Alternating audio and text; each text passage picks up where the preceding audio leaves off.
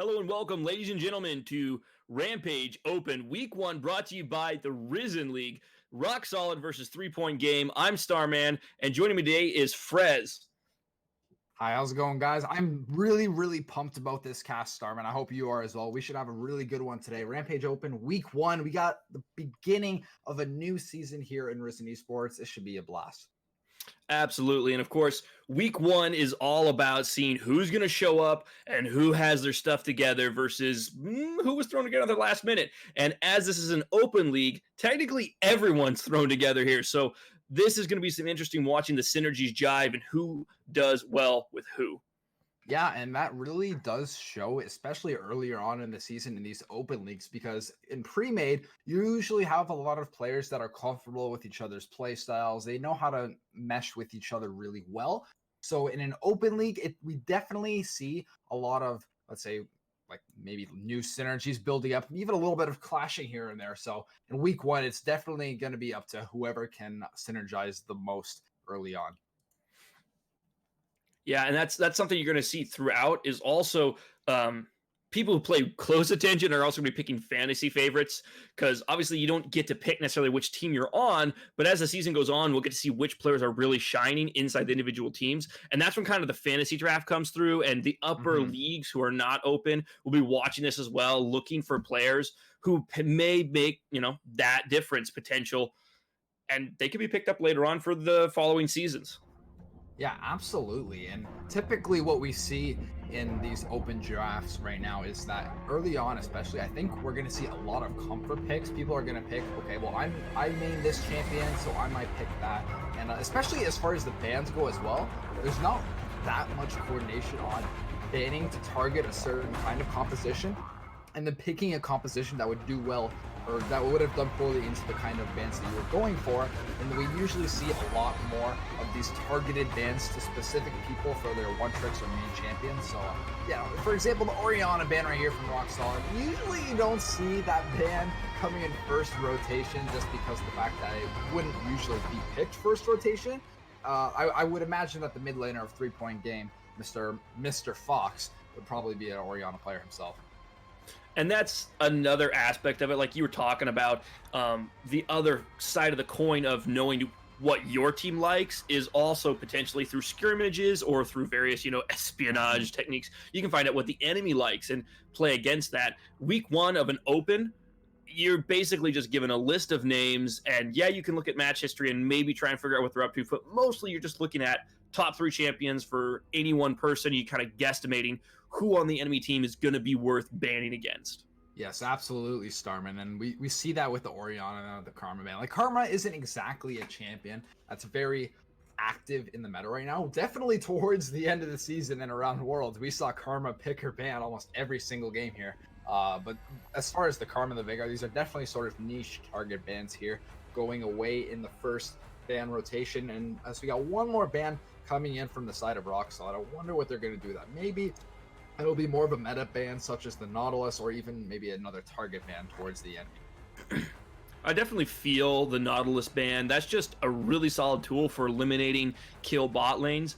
Obviously, Nautilus also can kind of flex top. We don't see that very often, but it's definitely possible. So just knocking him off the table, I think, is a really good idea. If the enemy support plays any Nautilus, you don't want to give him that free hook, as it were. Aphelios, though, that's interesting. Yeah, Aphelios, definitely one of those bans that I can respect. I'm the kind of player that doesn't exactly know exactly what ability does what, despite playing against him so much. I usually ban other mid laners, as I'm a mid lane player myself, so I kind of let my team figure out if they want to not deal with him or not. But all I can say is 200 years, by the way, of collective game design experience. So good ban there. It looks like that we have a missed ban on the side of pick 3. It looks like that's going to be Misfortune actually coming in as well. That being said, I really want to talk about this Ornn pick, because Ornn, as Captain Flowers said it, if friends don't let friends on red side, let Ornn get through. And that's exactly what 3-point did. They let it get through, and shocker, they pick Ornn first rotation. Yeah, I mean, even you get your 2 power picks, even you get your Shen and your Pike, you still give away Ornn, and maybe that's not such a great idea. But one of the other dynamics with banning against essentially randoms is typically, as you mentioned, in solo queue, you ban basically the matchup you don't want to deal with. Yeah. I'm interested to see. Maybe we'll get to see later on in the season. We'll get inside the heads of some of these players. Who really determines what bans get through? I'm not sure if Rock Solid has a coach, or if they are issued coaches, or if they're allowed to bring them in. It doesn't. I don't see a coach listed up above, but I'm not sure exactly how that works. But how do you decide on what bans and what roles to ban for? Because if your mid laner says I absolutely can't play against Orianna, then you should probably just ban it, right? Yeah, and that's exactly what we see in these open leagues. We don't necessarily see bans targeted towards specific compositions or anything like that. Maybe a meta ban here and there, such as the Nautilus, but usually what we see, especially in Rampage as well, is that I don't want to deal with this champion. This guy plays it a lot. Let's just get rid of it so we don't have to worry about that. And that's definitely what we saw from both sides, really, I would say. And I want the Varus pick. The Varus pick is actually really, really interesting coming in from Rock Solid. Yeah, it's going to give a lot of tank shred potential, and already looking how Rock Solid's shaping up with their team, they are creating a sort of space where Varus can maybe thrive, but that's always a risky pick, even as we're getting to round 3 of picks. Still kind of early on, in my opinion, to let the Varus out. Yeah, it's actually quite odd, as you mentioned, because we see that 3-point had already picking up the Pike, which Pike does really well into these immobile ADCs, especially when you don't have a support to go with it that could maybe block the engage. So I really, really like this Morgana ban coming in from the side of 3-point, because that Morgana could completely shut down Pike's engage. And they ended up picking Varus blind.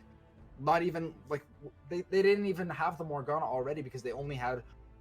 they actually had 2 picks. They ended up taking the Zac and the Varus, which is really, really odd, because I personally much would have rather had the Morgana going in here with Varus rather than the Zac. But I agree, because you pick the Morgana, and basically you're saying, look, we're going to pick an immobile AD. You get to guesswork at which one of them it is and try to ban it from us, or just ignore it entirely. But now you're saying, look, we're an immobile AD.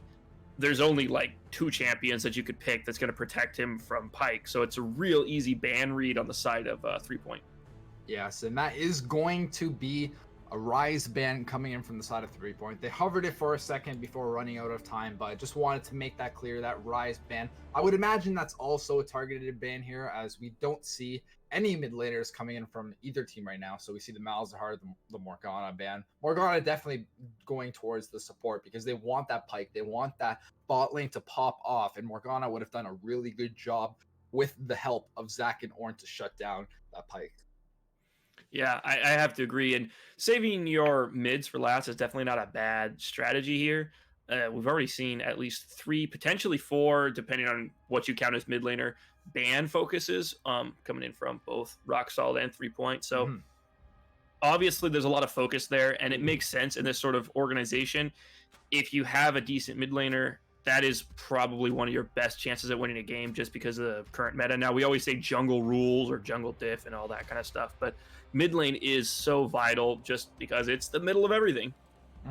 Yeah, absolutely. Mid lane is honestly definitely one of the stronger rules right now, both in solo queue and competitive play. And the reasoning for that is because after these jungle buffs, with the camps actually being able to come up a lot sooner, and there's a lot more scuttle crab pressure and a lot more roaming towards both of the lanes, it's not just about these one-on-one jungle skirmishes that actually decides these, but it's definitely a lot more of which mid laner can rotate over to help the jungler and turn that fight into a 2v1 and get the early lead that way.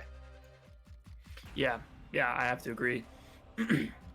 Darius, though, so where's Ornn going if we have Darius? Apparently that's actually a Cassiopeia pick. Okay. That makes more sense. I'm just playing the small brain of just reading what's on my screen.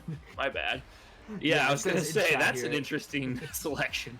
Yeah, Darius, huh? I wonder where that's going. But yeah, it's actually going to be Cassiopeia here. I actually do not like that Ahri pick at all. It's specifically matchup-wise, if the Cassiopeia knows what she's doing, there's not exactly much that Ahri is going to be able to do, because what Cassiopeia thrives on is immobile mages or immobile characters that she can just lock down with her miasma and start going off. Ahri, on the other hand, the fact that her kit has a little bit of everything in this matchup, it's all going to be about landing that E, going to get that double Q damage off, and maybe even ulting around to kind of dodge the Q and make sure Cassiopeia can't actually get any value off of her E damage because she hasn't hit a Q.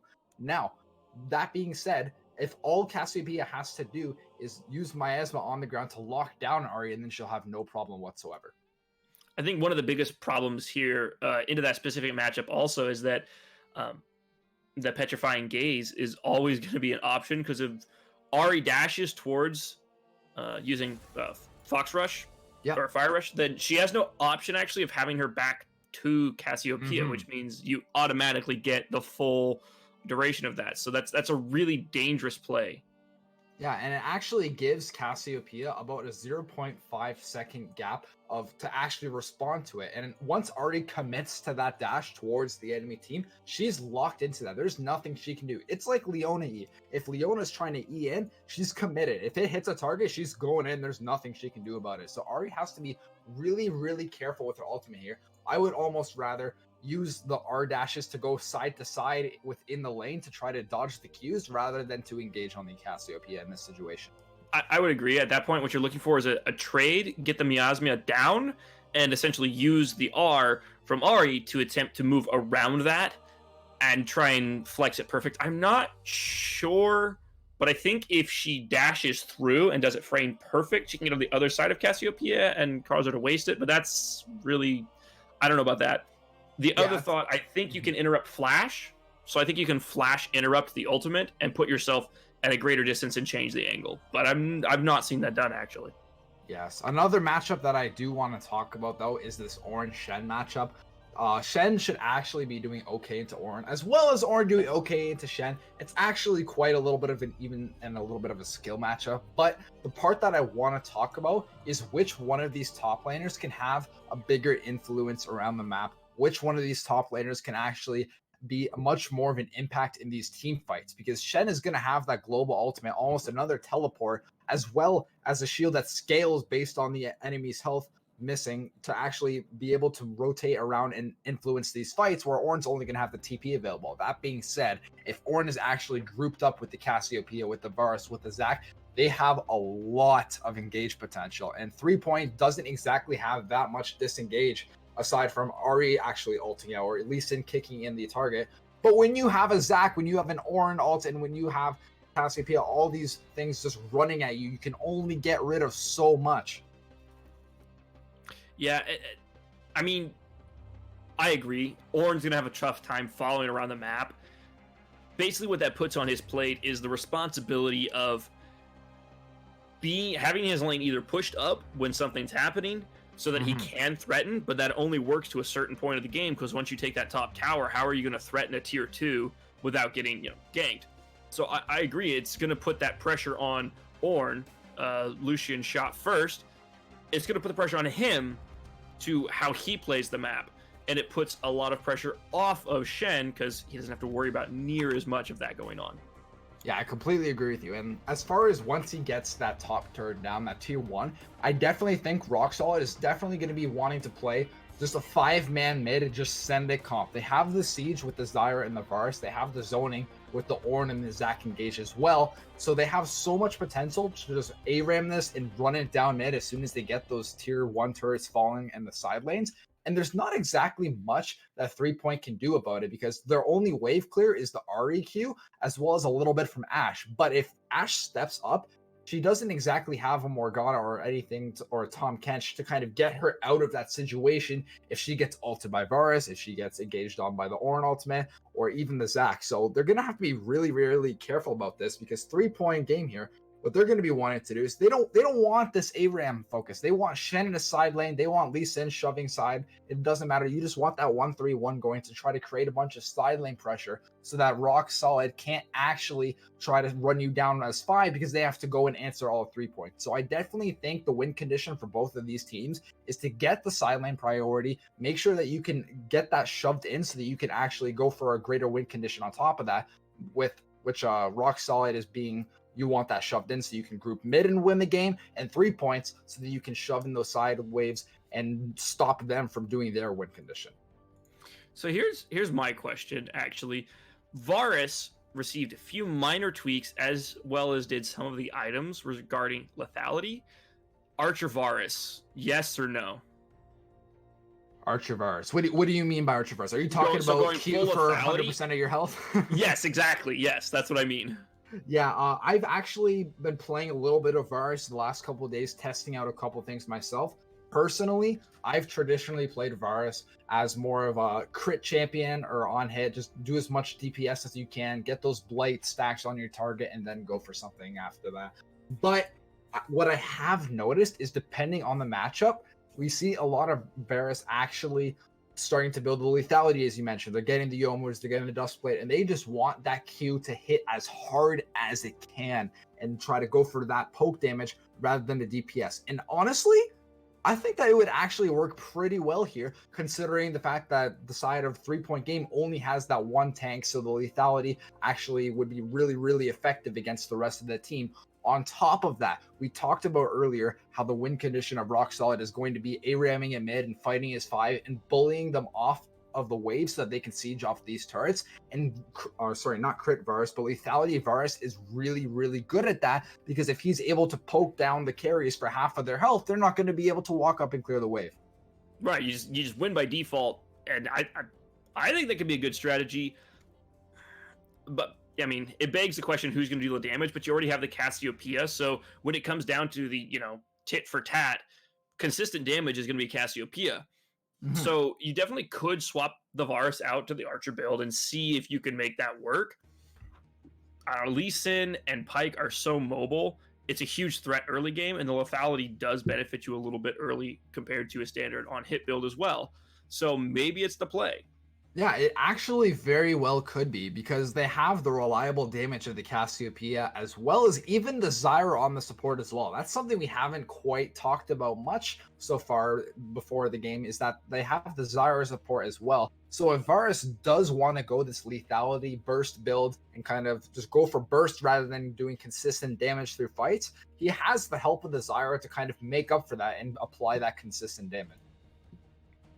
Yeah, absolutely does. Now we may be seeing. I think we're seeing this correctly because Varus has teleport right now, Yes. and Zyra has the heal. So they're going to be down in Ignite in lane. You probably weren't going to win lane against Pyke anyway, but I'm not sure about that concession of it. No. When I look at that teleport heal, I think that Varus wants to try to get in as much poke damage onto the Ashe as possible, not necessarily the Pyke, because although Pyke is a melee champion into that double range matchup, he is going to be sustaining a lot when he goes into bushes and out of vision like that. So when I see this, I think that Varus Zyra want to try to go for a lot of poke, a lot of harass onto this Ashe, and then maybe get those early items, get that serrated Dirk if he is opting for that lethality build, and then teleport back into lane and try to finish off of the kill that way. Okay, yeah, I can see that. That does make sense. Still going to always be the threat of the Pyke Ignite and you not having the answer to it, but I guess we're going to get to see exactly how that works out, huh? Yes, and as we load into this game really quick, we're going to be with a quick break right before we get into this game. Don't go anywhere. We'll be in any second.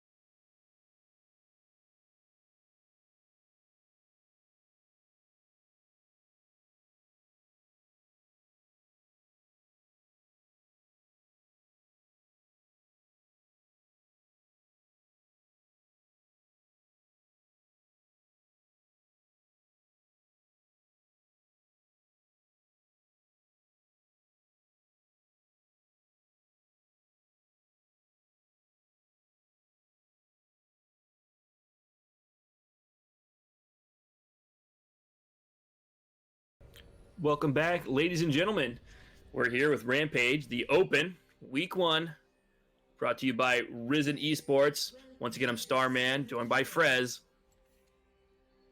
Yes, and as we see both of these guys go into the game, it looks like that both of them going for that line of scrimmage here. But actually, the blue side going for the line of scrimmage, sorry. And the red team actually going to be looking for this level 1 invade here. Now, Outrage is going to get filled in by Pyke. Oh, he's already really low. There's the Ignite. First blood. Oh, that was fast. Yeah, and you know what? What a lot of that happened there is that Varus was actually hugging the right wall, basically where that ward is placed right there. So that's actually really, really interesting because if he was maybe a little bit more to the left or up towards the river, he actually would have saw them come in here. And it looks like that the side of TPG, they actually knew what they were doing there. And they hugged that wall to make sure Varus couldn't see them until it was too late. Yeah, that was really well played from them. We were talking about you don't expect necessarily huge coordination from opens, but clearly a 3-point game knew what they were doing there, and they had that planned out. There was no delay or hesitation. They were looking for that free kill. And it's going to be Lee Sin up a Talisman or Machete. I'm not sure which he purchased first. Yeah, it looks like that Lee Sin does have both of them. That's going to be really, really important because when Lee Sin gets that kill early and he gets the second piece of the jungler's item early on, that's going to be absolutely huge because he's going to be able to clear his early camps a lot faster, as well as being at a very, very healthy life total, meaning that if he ever had a confrontation with Zac earlier on in the game, that it would just be absolutely no contest. And already, I think Lee Sin is definitely the favored one if you go to that matchup between him and Zac. So that's just pushing a dead horse down the road, really. Yeah, exactly. And something that we talked about in Champ Select is that it's going to be up to both of these mid laners to try to actually get over to these jungle skirmishes first, and whoever can influence that. But when Lee Sin already has that jungler's item, by the time him and Zac actually butt heads, he's going to be so far ahead. Oh, hang on. AP Buggy, just a really poor attempt at a trade, in my opinion. Yes, but as I was reiterating, is that it's actually going to be really, really important for this one-on-one because Lee Sin might actually be able to kill Zac and put him in his passive by the time the Cassiopeia or the Ahri actually even get over there to rotate over towards that fight.